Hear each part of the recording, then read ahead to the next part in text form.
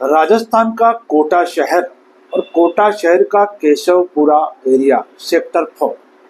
यहाँ पर एक माँ अपनी बेटी जिसका नाम था पूजा, उसको आवाज़ देती है दोपहर में कि बेटी कहाँ है, पूजा पूजा। लेकिन पूजा जो है वो कोई जवाब नहीं देती, पूजा की कोई आवाज़ सुनाई नहीं देती। तो जब पूजा के कमरे में झांक कर देखती है तो पूजा की जो लाश है वो लहूलुहान रूप से पूजा के कमरे में पड़ी हुई है और उसका गला जो है वो खून से सना हुआ है। यह तो तय हो चुका था कि पूजा की हत्या हुई है। पास के कमरे में उसकी भाभी, जिसका विवाह 6 माह पूर्व ही उसके भाई, पूजा के भाई अंकित प्रजापति के साथ हुआ था। अब बवंडर होता है, शोर मचता है, लेकिन भाभी जो है वह कमरे में झांकने नहीं जाती कि पूजा की स्थिति क्या है। पुलिस पहुंचती है। ये तो तय हो चुका था कि पूजा का मर्डर हुआ है, लेकिन पुलिस सवाल पर सवाल कि ये आखिर ऐसा कौन सा शख्स है जो हत्या करके चला गया और घर के किसी शख्स को पता भी न चला। और सबसे बड़ी बात ये थी कि पूजा की हत्या दिन दहाड़े हुई थी।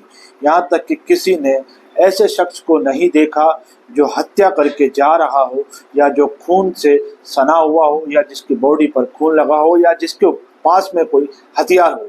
पुलिस अपने हिसाब से एंगल तलाशती है तो पता चलता है कि पूजा की भाभी, जिसका नाम हम अभी रूपा के रूप में बता रहे हैं, रूपा उसकी भाभी, उसके ऊपर नज़र रखती है, उसके कॉल ट्रेसिंग निकालती है तो पता चलता है कि वह राजू प्रजापति नाम के शख्स से फ़ोन पर काफ़ी दिनों से बात कर रही थी।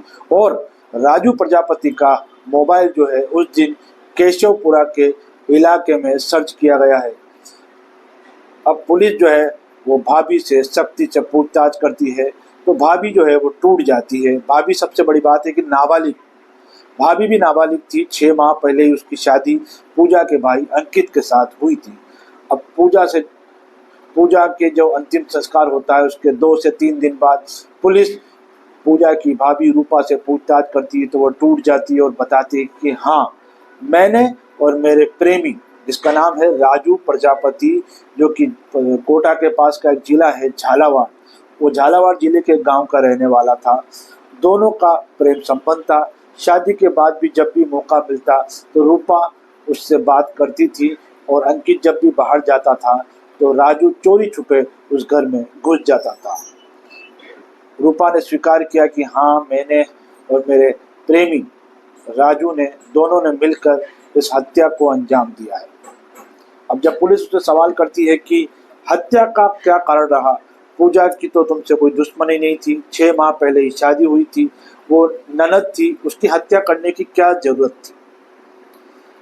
तो रूपा जो जानकारी देती है उसमें पुलिस को भी लगता है कि हाँ, वाकई में जो रूपा है उसने पुराना पाप छुपाने के लिए एक नए पाप को अंजाम दिया।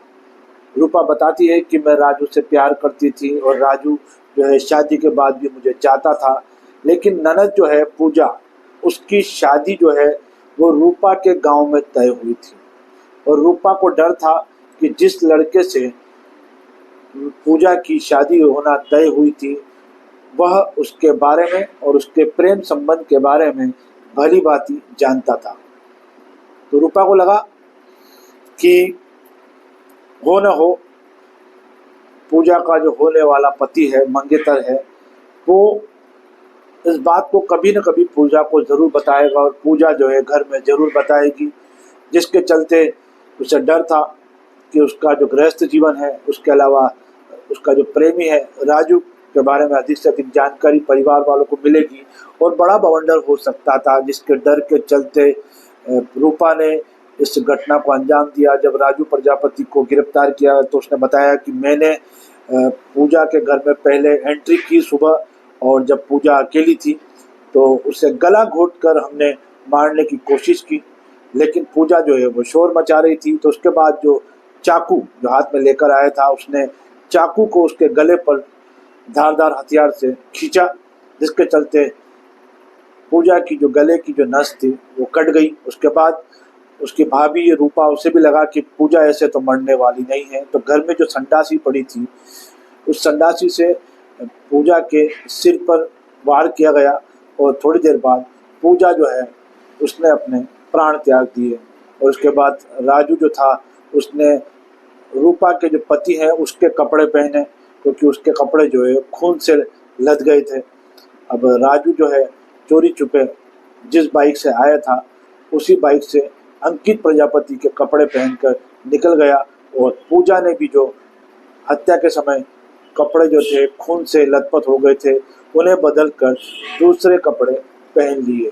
और पूजा की इस तरह हत्या करने का कारण उसने बताया कि मुझे डर था, पूजा जो है भविष्य में उसके राज जान सकती थी और जिसके चलते उसे परेशानी हो सकती थी।